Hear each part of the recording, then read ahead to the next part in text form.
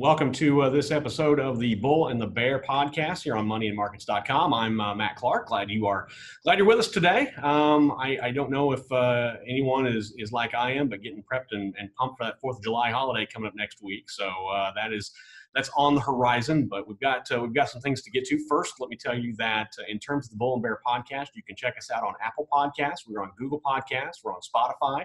We're also on iHeartRadio. You can view this on our YouTube channel. Just go to YouTube and type in the Bull and the Bear podcast, and you'll see our little logo. Click there, subscribe.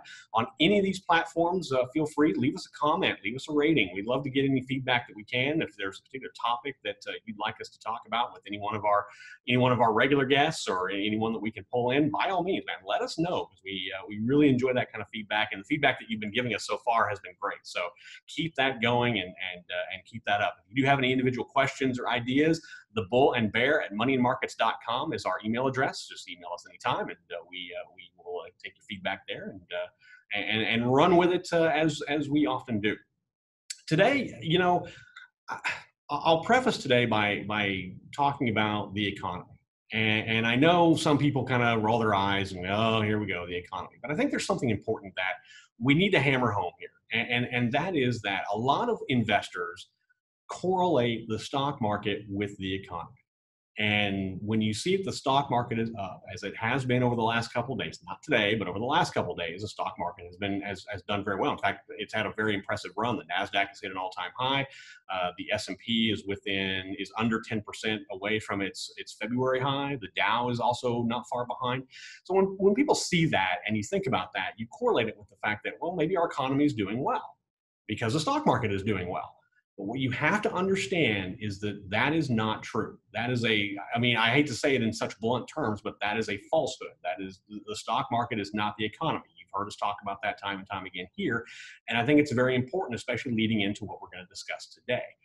My guest today he's a new guest on the podcast. We hope to have him on many more times after this, because in terms of really understanding and being kind of a genius when it comes to understanding the economy and the markets and their correlations, I mean, this guy knocks it out of the park. Let me first tell you that before he joined control for a Fortune 100 company, a Fortune 500, Fortune 100 company, which means he has to deal with a lot in terms of finance for a very large company. I mean, the company is, but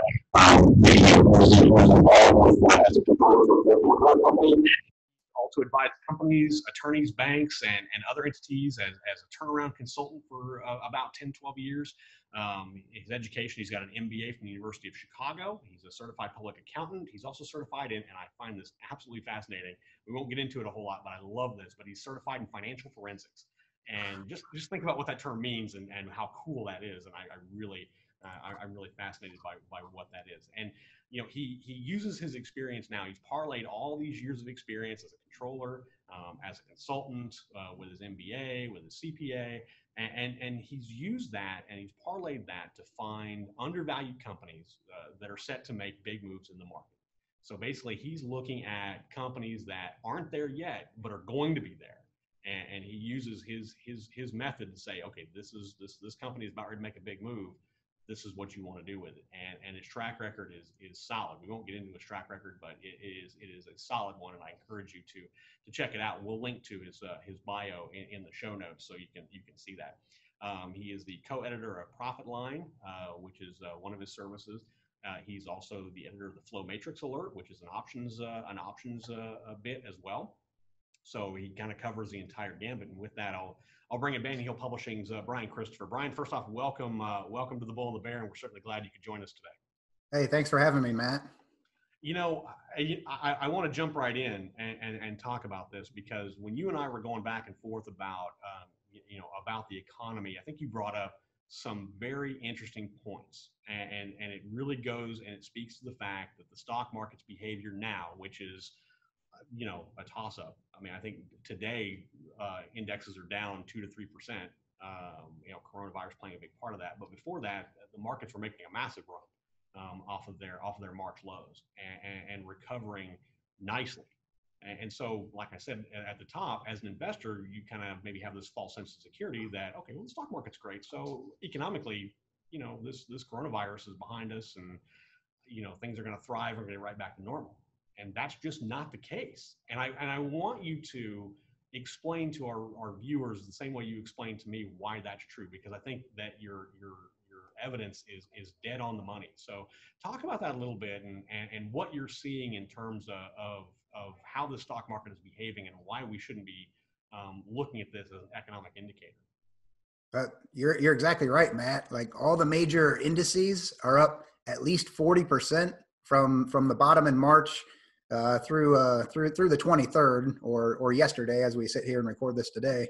And that, I mean, it's a V-shaped recovery. Then, I mean, the Nasdaq already took out its previous high from February, and so it's easy to think that everything is good, but everybody knows that everything isn't good. Even if you just look at the stock market, charts, you need to look at the unemployment charts too. Unfortunately, one of them that I've looked at recently is it's called insured unemployment, and this is basically people who filed for unemployment and then some time passed, a week, and then they continued to confirm their unemployment.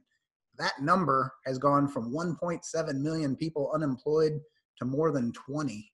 And that's a huge jump. It's unprecedented. That's also another word that we've heard a lot during this difficulty, is unprecedented, but it's simply accurate. Some people get sick of hearing the same word over and over, but it really is a great word to use to describe what we're going through. It's just, we haven't seen anything like this. No one in our lifetime has seen, first off, we haven't seen this type of a pandemic with the coronavirus. There's reference to the Spanish flu, but that was 1918. I mean, there's just, you and I weren't around then, and most of the people, just about everyone listening to this podcast, they weren't around that. So we haven't seen anything like this. And even back in 1918, the hit was not nearly as much in today's terms as what we're seeing now.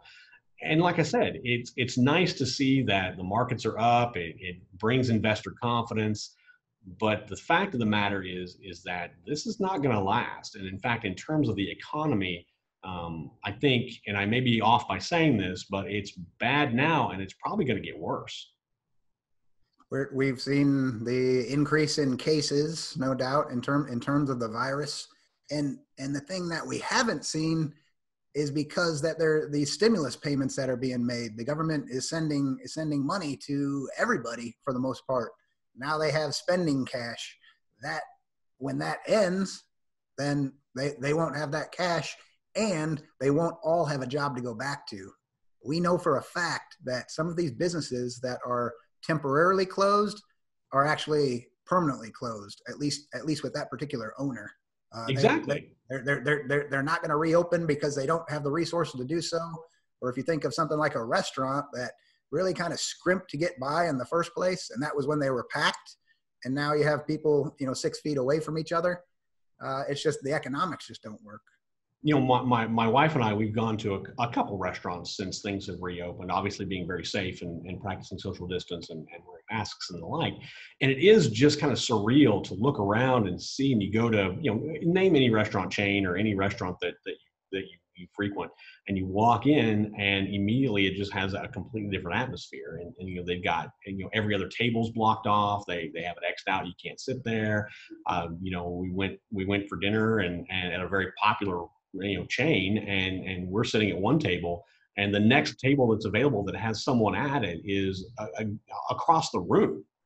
And I think that's indicative of what we're looking at here. And the fact of the matter is that, this pandemic has changed how we do things, whether you want to talk about how we work from home or how we spend our money or how we shop. I mean, it's going to be a change that is not going to go away. We're not going to revert back to what we've done before. And I think you're dead on that these, things like restaurants and small mom and pop stores and things like that are going to suffer the most, because the stimulus money is going to run out. And I know Congress is debating another round of it, and is that possible? We saw how fast the PPP money went out the door. That was a massive amount of money in a very short amount of time. Federal stimulus in terms of the Federal Reserve, that's not going to last. The Fed is very restricted in terms of what it can spend its money on, and, by the Federal Reserve Act of, I think, 1918 or 1913, one of the two. It's basically government debt. So you're going to see these companies go through this funding, and then what? It's gone, and then that's it. And the prospect of it coming back is slim. And in that respect, then you're going to start seeing these companies declare bankruptcy. You're going to start seeing these companies just basically close their doors. And that means not only is that good and service out the door, but those employees are also out the door. And that's not going to change. And we're not going to see, we've talked about the myth of the V-shaped recovery, and it's great to think that it's going to happen, but it's not. Let's just be very clear, very honest here. The V-shaped recovery is just not going to happen. I think right now the market is kind of testing where it's at this point, but I think we're going to see a correction soon. I think it's going to fall back. We're starting to see it today for whatever reason, but that leads to a very grim economic picture. The International Monetary Fund today even came out and suggested that global GDP, they had suggested a 3% contraction back in April. They have now revised that to a 5% contraction. So, and that's globally. I mean, that's a massive, massive hit, and that's going to reverberate well beyond the third quarter, I think. And also, you mentioned the bankruptcy. Already this year, the American Bankruptcy Institute has statistics through April. We've seen commercial bankruptcies increase by 17% since last year. That's just January through April. But in April itself, there was actually a 26% increase, which isn't hard to believe, right? Yeah, I mean, that's a huge thing. And, you even look at it, this is not necessarily just,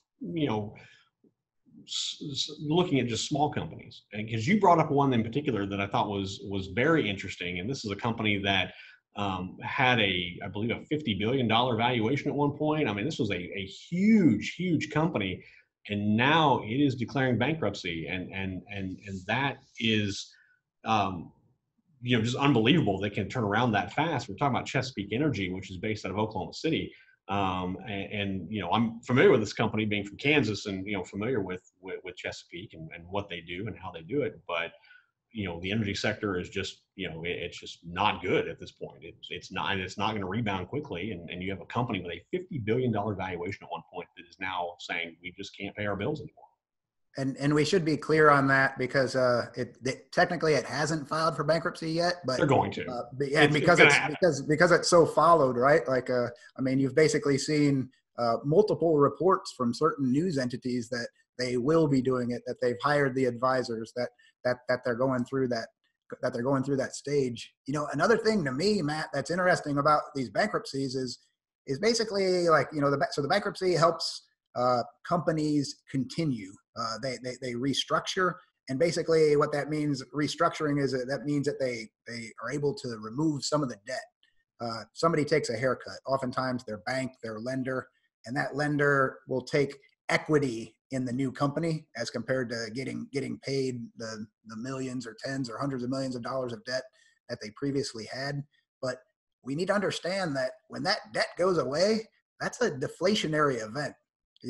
We're trying to create inflation in the economy by printing this money, but we are also allowing these entities to go away, basically, or to come out in a different form, and that is against what the Fed is trying to achieve on an inflationary basis. Yeah, let's be clear. You seeing these companies, declare bankruptcy, whether you're a Bloomingdale's or a Saks or a large company like Chesapeake or something like that, or whether you're an even smaller company, the goal is that you come out, I say better, but you come out different in the end. But that's not necessarily a good thing. It's not. It doesn't necessarily mean that all things are great, because it's not. A lot of times, in order to do that, you look at JCPenney, for example.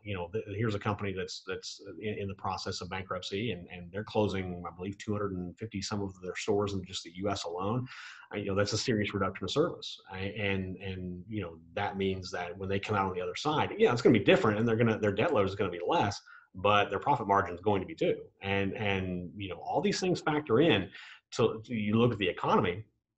and it spells that we are going to be coming out of this looking a lot different as an economy as before we went into it when things were great, bull market, and things were up. It was the great times. It was like the 20s. We were living high on the hog. It was great. World War was over.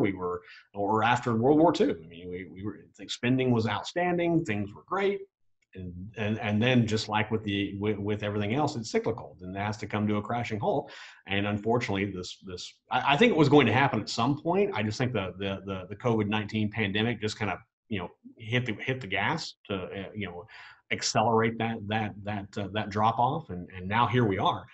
And interesting enough, what in going back and forth, you mentioned that it's kind of unfortunate to say it, but as an investor, you have to scratch your head and wonder, well, if all these things are happening, maybe I should just not be in the market. That's not necessarily true. It's not necessarily a time where you just pull all your money, put it in cash, and hope for a recovery, because there are some entities, some sectors out there that actually do well when other companies aren't. And that's very interesting. And I thought that was so fascinating when you mentioned that. And I want you to kind of go over that real briefly and talk about, what are some of these sectors that perform well when we see record numbers of bankruptcies and the economy the way it is? What are they? Well, and the ones that I was thinking of for this particular call are generally financial or industrial in nature. Mm-hmm. Are the entities that benefit, and these are basically companies that help either struggling companies or struggling people with their restructuring, with their bankruptcies, with their basic and their advice that they need. I'm an individual. I have debts that are greater than my income. What can I do? Right. And it makes sense that a lot of these entities are attorneys, but attorneys are either one person shops or partnerships. They're generally not an investable public company. But we do have entities like investment banks and also consultants and even auctioneers that we can invest in to participate. Companies that provide the services that people need during times like this, and for the sectors that are struggling. And it's interesting that you say that. I mean, because most people wouldn't even think of that. They wouldn't. I mean, when you see business down, you're thinking, well, that's that. I'm going to throw my hands up and wait for a recovery, and then I'll invest then. But there are companies, there are sectors out there that do perform well when other companies aren't. And it's unfortunate because you don't want to see that. Obviously, you want to see everything be picked up and everything move along an upward trajectory. But let's be honest, whether it's the stock market or whether it's the economy rather, that doesn't always happen. In fact, it very rarely happens. So it's just things that you have to be cognizant about. Now, without I want to preface my next question by saying I don't want a recommendation from you. These are not official recommendations that Brian Christopher is making to say you should buy this or you should. What I want to do is I want to say, are there any individual companies that investors could look at in the process of doing their homework and looking at these sectors that they might want to key in on and see if they fit their investment strategy in their portfolio? Yeah, there are some great names out there, and it's interesting with these names. They will benefit during times like these, but the fact of the matter is you can't just run a business in anticipation of a downturn because of what we've seen, right? Like right. The Fed's going to reduce interest rates. It's going to do these different things. And so these entities have other components of their business that will benefit during the good times as well. I see. So a great example is an investment bank named Houlihan Lokey. The ticker is HLI. It's the largest financial restructuring practice in the world. They've advised on 12 of the 15 largest bankruptcies since 2000. Really? And these are household names, right? These are Lehman Brothers. These are WorldCom. This is Enron. Wow. Those kind of names, and they're just really good at what they do. Investment banks, in general, they help companies sell assets, help companies know what their assets are worth. In the restructuring space, in the bankruptcy space, there's just some more nuanced knowledge and education that you have to be able to help people go through that process. There's things you can and can't do, and Houlihan's one of the best entities for that. Also within the bankruptcy process, you have a lot of consultants The best public company in that space is FTI Consulting. Their ticker is FCN, C as in cowboy. The consultants will either provide interim management services. For example, you might have a chief restructuring officer that is really kind of a partner with the CEO. The CEO will often remain in place, sometimes deserved, sometimes not, but he or she doesn't have the knowledge to go through the bankruptcy process. And so you have a CRO, and then also the CRO will often bring in some other consultants, but they basically function like employees. They help the company do the things that they can and can't do in a bankruptcy. For example, pay their pre-petition debt. You can't pay liabilities that you had accumulated before you file. That's part of the process, and you deal with those at the end. Right. And then also I mentioned auctioneers, and that sounds sensible, right? Like we've had since 2015, we've had about 470 bankruptcies in the energy space. Those are going to be producers. Those are going to be the service companies, and also the midstream companies that, the pipelines that move the energy. When you have bankruptcies in a space like that, you're going to have these assets that become unproductive, and they might as well be monetized. And you could bring in a firm, an auctioneer. They'll come in. They'll give you a bid for all of your assets. They'll say, "Hey, I'm willing to pay you X," and they're going to take it on themselves to go be able to sell those for a higher price. Right. Or they'll come in. They'll actually run an auction for you. The biggest name in that space is called Ritchie Brothers Auctioneers. The ticker's RBA, B as in boy, and they're actually a $4.4 billion company. And there's another interesting one that I want to share with you because I recently learned about it. Again, certainly not a recommendation. We were talking 4.4 billion for Ritchie. This company, ticker HGBL, is another auctioneer based in Southern California. It has a $75 million market cap, but it's intriguing because its share price has literally tripled in the past 3 months since the bottom in March. And they actually have some names on their management team who are industry veterans, and I wouldn't be surprised if they can keep doing well. But I haven't dug into them. It's one that I actually want to. So I wanted to mention that, and how we've seen these stock charts, right? And many times the price since the end of March has gone kind of like 45 degrees, but for this entity, it's gone more like, I don't know, 70. It's been a little bit more straight up. So those kind of services are in demand right now, and they're going to continue to be in demand for certain sectors of the economy. That's an interesting take on how things are. I'm gonna kind of cut it off short here, but absolutely fascinating conversation. I think the key takeaways here are: one, the stock market is not the economy. We can say that over and over and over again, but it's something that as an investor, you need to understand that the way the stock market is behaving, and the way the stock market behaves really anytime, is not indicative of what the economy is doing. So you have to be cognizant of what that means. We're in a recession, and the likelihood of us getting out of it in a rapid period of time, as some might suggest or hope for, is probably not going to happen. I mean, it's going to take some time. How much time, we don't know, but it's not going to be in the third quarter. It may not even be in the fourth quarter. It may not be till 2021 till we start seeing an economic uptick. So you have to think of that. And I think the second takeaway here is that as an investor, there are things you can look at to capitalize on current conditions. And what I mean by current conditions is capitalize on company bankruptcies, company restructuring, and all these things that are happening that are forcing the economy down, or at least playing a role in it. There are companies, there are sectors out there, and Brian has mentioned them, that you can look at and find profit and find potential profit for. So, I think those are the key takeaways from this. And Brian, I certainly thank you for your time. He's Brian Christopher. He is the co-editor of Profit Line. He's also the co-editor of Flow Matrix Alert. He is with Banyan Hill Publishing, former CPA, certified in financial forensics. And I'm, asking what that means, because that's just awesome. That is a great conversation to have, by the way. And he really knows his stuff. And we thank you for your time today here on the Boulder Bear. Thank you, Matt. And so for Brian Christopher, I'm Matt Clark, and we'll be on again on Friday. We'll talk with Charles Sizemore and Adam Odell. We'll have great stuff to discuss then. Don't forget that next week is the 4th of July holiday. Markets are closed on July 3rd, so it'll be a shortened trading week.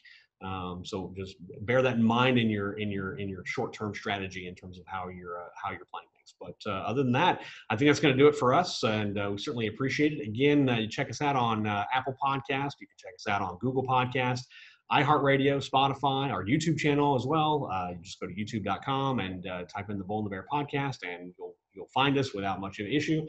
Leave us a comment, leave us a review, leave us a question, anything like that. More than happy to take those. The Bull and Bear at moneyandmarkets.com is our email address, so you can email us any of those comments or questions that you might have, and we look forward to having your feedback. So until then, for Brian Christopher, I'm Matt Clark, and hopefully between now and then, you have safe trading.